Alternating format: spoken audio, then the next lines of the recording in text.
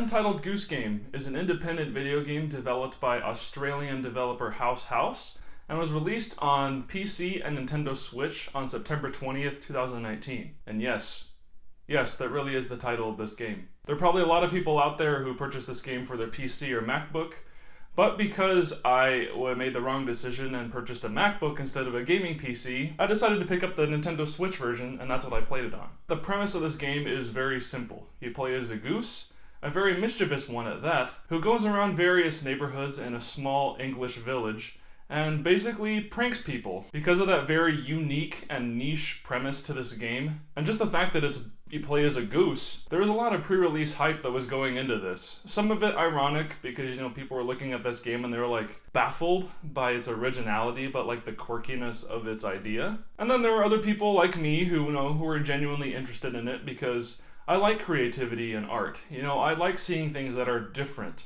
and not only use an interesting and original idea, but try to do something kind of fun and unique with it. I like that with movies, TV shows, and of course video games. And since I do like playing video games, I thought it'd be kind of fun to see what it was like for myself and then share my thoughts on it, which that's what we're here for now. In summation, I do think the Untitled Goose Game is a lot of fun. All of the shenanigans you can get invested in this game are age appropriate for pretty much anybody, and they're just so fun and interesting and quirky that I think anyone, regardless of their age or their interests in any type of media, would be able to get something out of the experience here. Because a lot of these pranks that you play on these people in the English village, there's a great amount of a variety to them. Even though there are some challenges in the game that do get kind of repetitive, there are otherwise plenty of very fun things you can do as this goose that normally would be considered annoying and mean pranks in real life. For example, there's this kid on a high street in which you can steal his toy airplane and then manipulate it in such a way to where you can convince a shopkeeper to put it on their store shelves. And then that kid, to get his plane back, has to actually buy it from the storekeeper. Or another example would be is that there's this gardener who's hammering an anti-geese sign into his garden. But while he's doing that, you can honk as the goose, and then suddenly he hammers his hand and falls back. There's a lot of great little jokes and pranks like that keep the game interesting and allow for plenty of great humor and fun to be had too. But I should address that this game isn't just a bunch of random jokes and quirks. There actually is a structure to the level design here that I thought was pretty interesting. The Untitled Goose Game is basically structured as an open sandbox stealth game. It doesn't have quite the freedom of level design as something like Breath of the Wild or the Metal Gear Solid games, but something that I appreciated about this game is that you can take multiple approaches to accomplishing tasks that the game gives you. Those two that I already mentioned are some of them, but you can also do things such as steal a person's rake and put it in the lake, or you can break someone's broom, or you can put together items in a shopping basket basically and can pretend as if you're going shopping. The game is set up with 4 areas like this where you complete all the tasks and then you have to go back through all of them to complete one final mission. As I mentioned, there are some tasks that are repeated across each area. They get kind of repetitive and aren't really as creative as some, but every area in the game has their own unique objectives that are plenty of fun and specific to their area. And the actual gameplay as the goose is pretty fun as well. You can use his beak to drag around a lot of things. You can also honk at people. You can hide under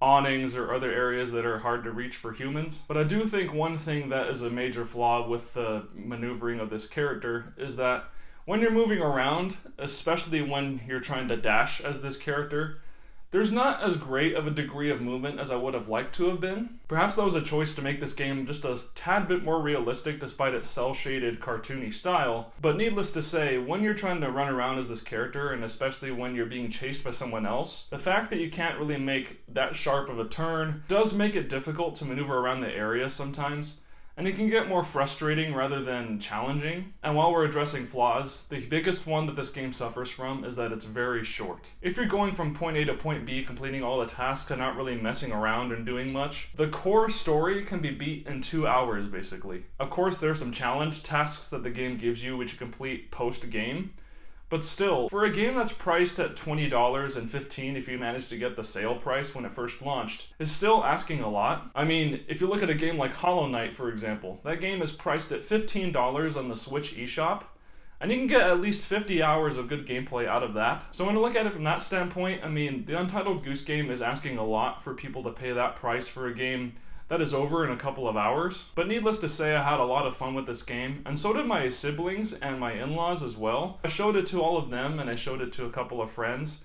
And the enjoyment of this game got even more entertaining as I was able to see them interacting with the environment, and all of us were laughing and joking together. It's not only fun to play on an individual level, but if you played it with friends and family, they could all get invested in you playing and enjoying the experience too. So as a whole, despite its shortcomings and the kind of hefty price tag for what the game gives you, I do think the Untitled Goose Game is worth checking out, especially if you love supporting indie games on the Switch. And with that, I will be giving the Untitled Goose Game a B. For an age recommendation, this is kind of a weird situation because technically the Untitled Goose Game is rated E for everyone and doesn't contain any content that I would consider to be objectionable to young kids. But despite that, I would be cautious for any parent to let their young kids play this game, because if they took some of these things the wrong way and interpreted the goose's mischievous actions as, something for them that's okay to do, that could be dangerous. In a sense, it does normalize pranking people. I mean, if you're old enough to realize that, pranking people is wrong and you shouldn't do that in everyday life, then you're perfectly okay to enjoy this game. But for someone whose level of thinking and reasoning isn't quite at that level to where they can recognize how wrong it is to actually prank people in reality, then I would suggest at least playing with them to tell them, hey, just don't do these to other people, okay? Because of that, I would actually say that this is best for anyone who's at least 12 years old, at least if they're unsupervised. And one other quick thing I like doing when reviewing Nintendo Switch games is talking about the best way to control it, because the Nintendo Switch is a system that allows for many different kinds of controllers to be used. Personally, I thought the Joy-Cons were very uncomfortable to use during this game because certain shoulder buttons are needed to zoom in and zoom out for the gameplay, and zooming out and zooming in is very essential for some of the situations you're in.